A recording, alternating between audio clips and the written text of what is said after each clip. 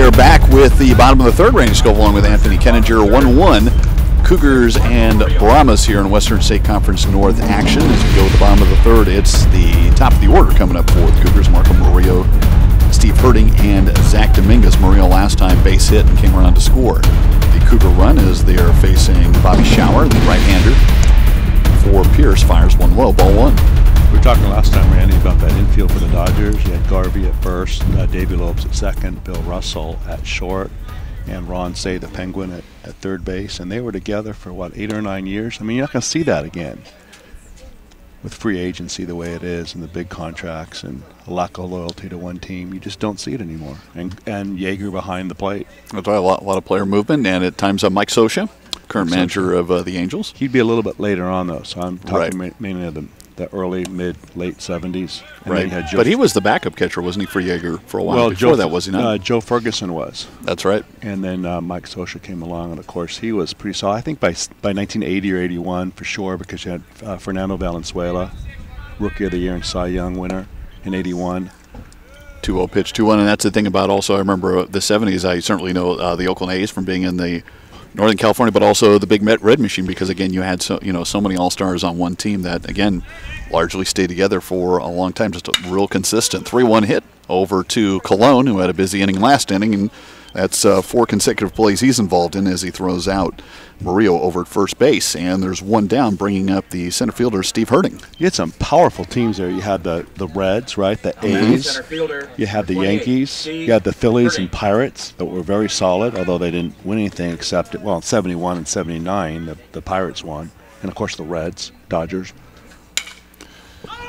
Herding sends this one high in right field, and that's the second out. Again, obviously some star players in the Pittsburgh area. The Pirates, unfortunately, kind of a long-suffering team. And again, of course, I think of guys like Willie Stargell, Willie Parker, Roberto Clemente, of course, whose life and career were cut short, regrettably.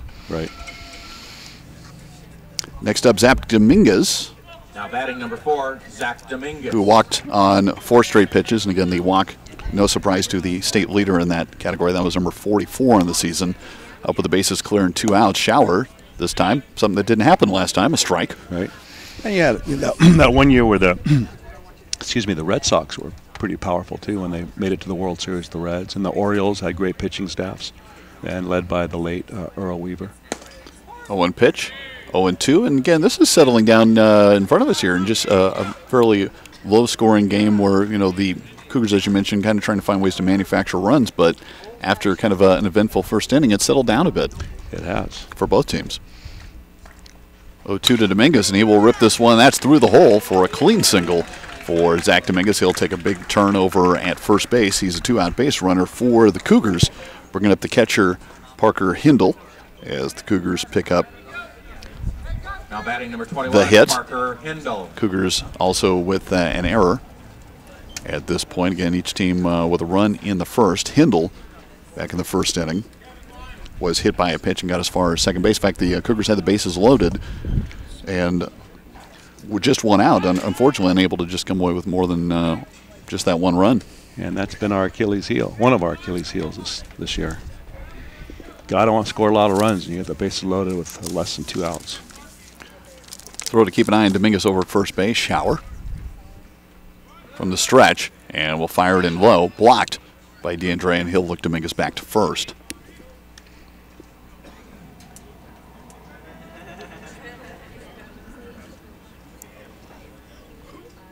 Dominguez has stolen a few this year, but again, not the real flat-out running game, and really not somebody who is just a legitimate base-stealing threat, say like LeBron Sanderson that the Cougars had last year. Boy, he was a great threat, wasn't he, on the base pass?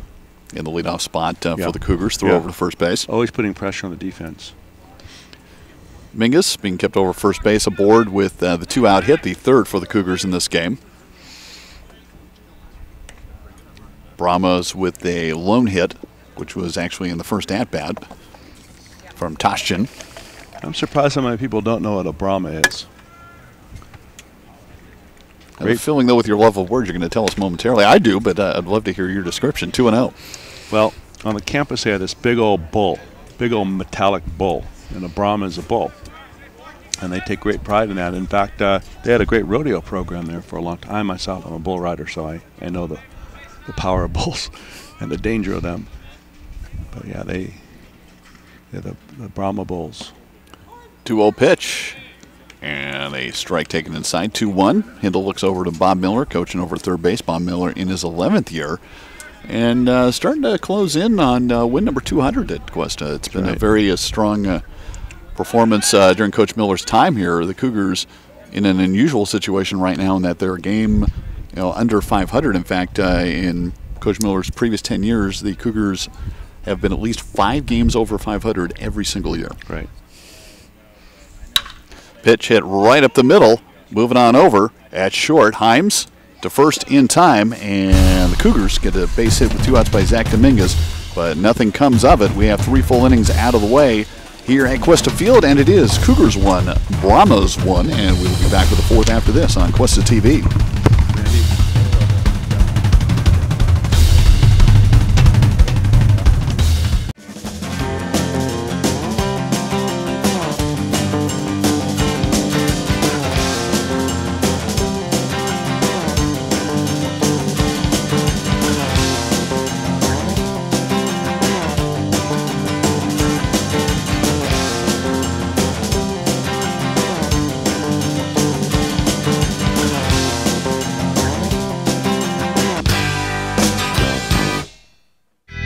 This program is produced by Cuesta Broadcasting. Start your radio, TV, and film career at Cuesta College.